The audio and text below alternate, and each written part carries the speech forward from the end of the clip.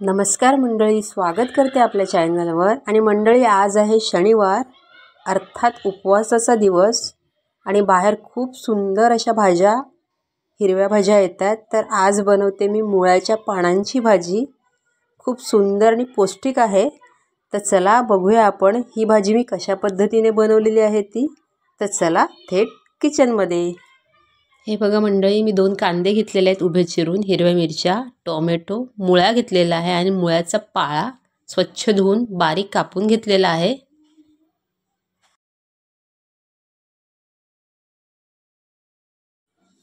आपलं भांडं गरम झालेलं आहे, त्याच्यात तेल घातलेलं आहे।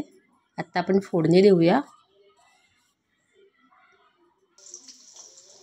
हे बघा, मी लसूण टाकलाय त्याच्यात, अगदी 5-6 पाकळ्या लसूण घेतलेला आहे।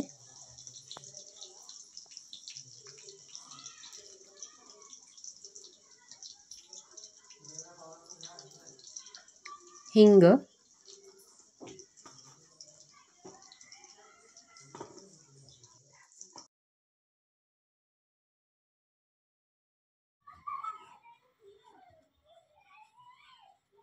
मिरच्या घालते, हिरव्या मिरच्या,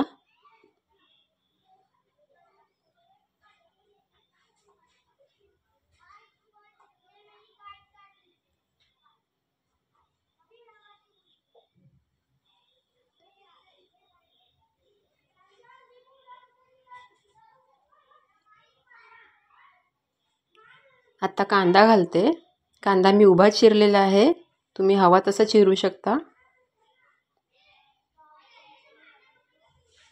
आणि कांदा लवकर शिजण्यासाठी मीठ घालते। मीठ चवीनुसार तुम्ही घालू शकता।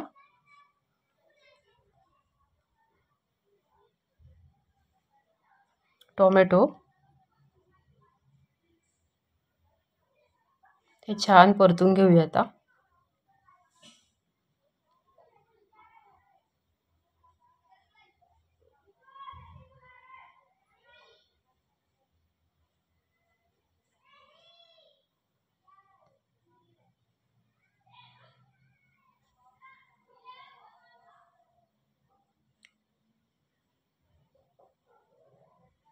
कांदा आणि टोमॅटो चांगले शिजून झालेले आहेत तेलामध्ये। आणि हे बघा मंडळी, मी शेंगदाणे घेतलेले होते, भाजून घेतलेले आहेत तव्यावरती।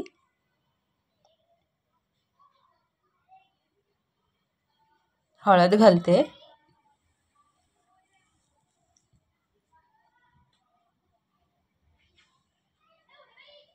मंडळी थंडीच्या दिवसामध्ये खूप छान भाज्या येतात, हिरव्या भाज्या, आणि खूप पौष्टिक सुद्धा असतात। तर तुम्ही नक्की करून बघा आणि मुलांनाही आवडीने द्या।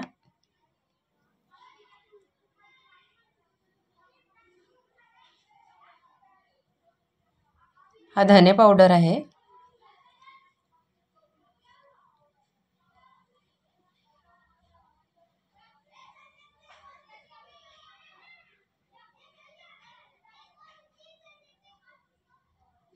आता वरून मी पाळा घालते।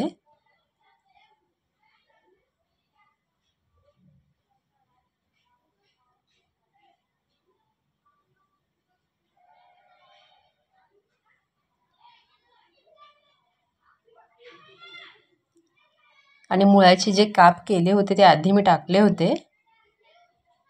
आता सगळं चांगलं मिक्स करून घेऊया।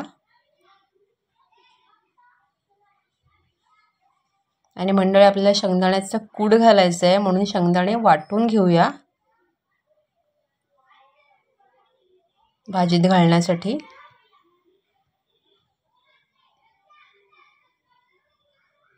हे बघा, एक वाफ काढून घेते।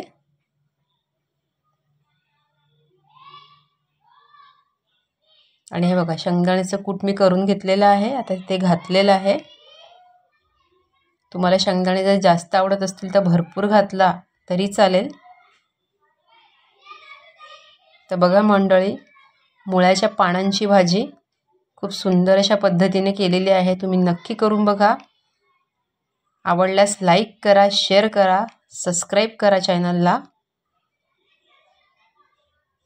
मंडळी, या जेवायला।